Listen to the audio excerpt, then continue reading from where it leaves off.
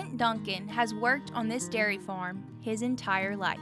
I'm 61 years old. I grew up on this farm. He and his wife Lori have raised thousands of dairy cows in their life, which produced a lot of milk and a lot of... As you know, whenever you have animals, you have manure, so... With 3 loafing barns and 600 head of cattle, you can about imagine the amount of manure that is moved from the loafing barns to this lagoon, where it's then diluted with water. But as a long-term solution, this is not working for Duncan. We had looked at several other different ideas, trying to recapture our manure and recapture our solids. While Duncan was thinking of ways to reuse his manure, so was Jason Edwards, Vice President of Clearwater Products, an oil field solid controls company. We were on quite a few drilling rigs in multi-states, and we were doing pretty well.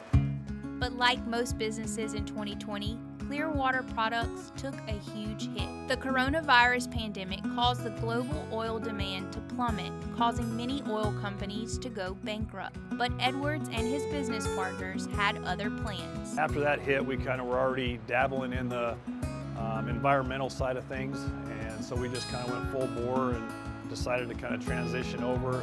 Some of the revenue and accounts that we had lost on oil and gas was an easy transition over to the dairy side of things. So how do the oil industry and dairy farms relate? Co-owner of Clearwater Products, Brody Hansen, explains that the equipment used to control solids in the oil field is the same equipment they use to clean dairy lagoons. Everything is closed loop now. They're not allowed to have big pits like this anymore, especially in Colorado, is where we're from. By closed loop, he means the waste produced while drilling or dairying must be recycled. Duncan wants to also function in a closed loop system because it's better for the environment and his pocketbook. The way we're going to take this manure and separate it and compost it and put it back on the field, it's a way of reusing that product.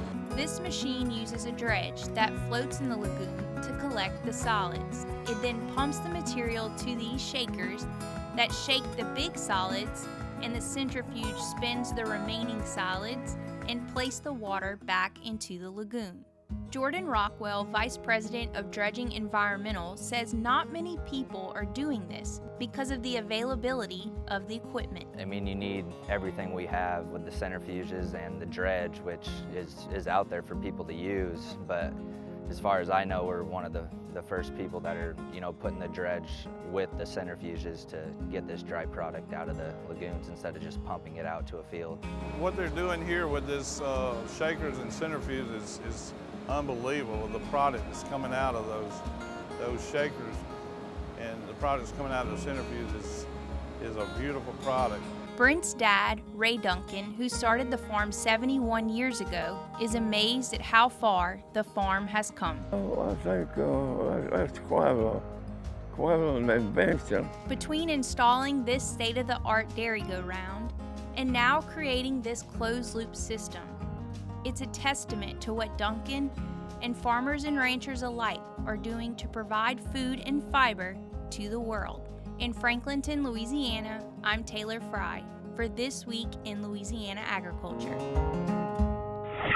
Clearwater Products is working with designers and engineers to create a permanent structure blueprint to hopefully enable dairy farmers to clean their lagoons more often.